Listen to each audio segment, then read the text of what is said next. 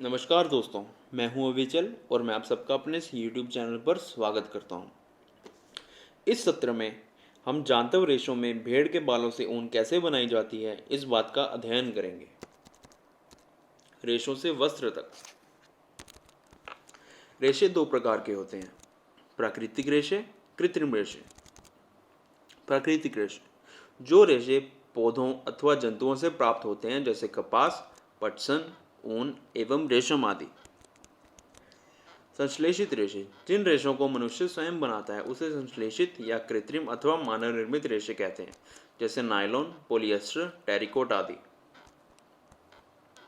प्राकृतिक रेशे दो प्रकार के होते हैं, पादप रेशे, जांतव रेशे।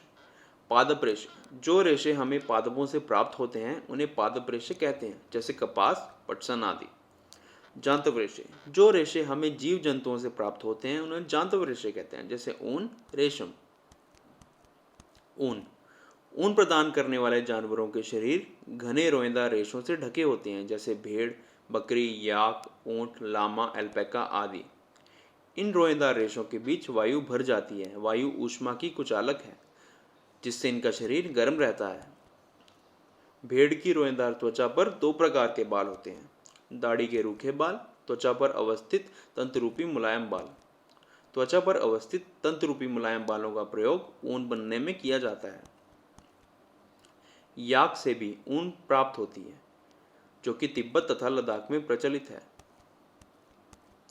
बकरी के बालों से भी ऊन प्राप्त की जाती है। अंगोरा ऊन को अंगोरा नस्ल की बकरी से प्राप्त किया जाता है, जो कि जम्मू कश्मीर के पहाड़ी क्षेत्रों में पाई जाती है। पश्मीना शालें कश्मीरी बकरी की ऊन से बनाई जाती है। ऊंट, लामा तथा अल्पैका के बालों का प्रयोग भी ऊन बनाने में किया जाता है। लामा एंड अल्पैका दक्षिणी अमेरिका में पाए जाते हैं। रेशों से ऊन, ऊन प्राप्त करने के लिए भेड़ों के बालों को काटकर और फिर उन्हें संसाधित करके ऊन बनाई जाती है। भेड़ एक शाकाहारी जानवर है। यह घास व हरी पत्तियां खाती है। इसके अतिरिक्त भेड़ पालक चारे के रूप में इसे दालें, मक्का, ज्वार, खली आदि भी खिलाते हैं। रेशों को ऊन में संसाधित करना, रेशों को ऊन में संसाधित करने के लिए एक लंबी प्रक्रिया है, जिसके निम्नलिखित चरण हैं।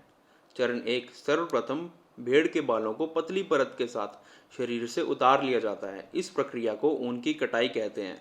सामान्यतः बालों को गर्मी के मौसम में काटा जाता है। चरण 2, त्वचा सहित उतारे गए बालों को टंकियों में डालकर अच्छी तरह से धोया जाता है, जिससे इसकी चिकनाई, धूल तथा गर्त निकल जाती है। इस प्रक्रम को अभिमार्जन भी कहते हैं। अभिमार्जन के बाद छंटाई की जाती है, अर्थात विभिन्न गठन वाले बालों को छांटा जाता है। चरण 4, अब इन बालों में से छोटे छोटे व कोमल व फूले हुए रेशों को अलग कर लिया जाता है, जिन्हें बर कहते हैं। इसके पश्चात रेशों को पुनः अभिमर्जित कर सुखा लिया जाता है। इस चरण में रेशों को विभिन्न रंगों में रंगाई करा जाता है। चरण 6, यह रेशों से ऊन के संसाधन का अंतिम चरण है। इस चरण में रेशों को सीधा कर सुलझाया जाता है और इसे लपेटकर धागा बना लिया जाता है। Thanks for watching. प्लीज़ जाते हुए लाइक ज़रूर कीजिएगा एंड सब्सक्राइब ज़रूर कीजिएगा। Thank you.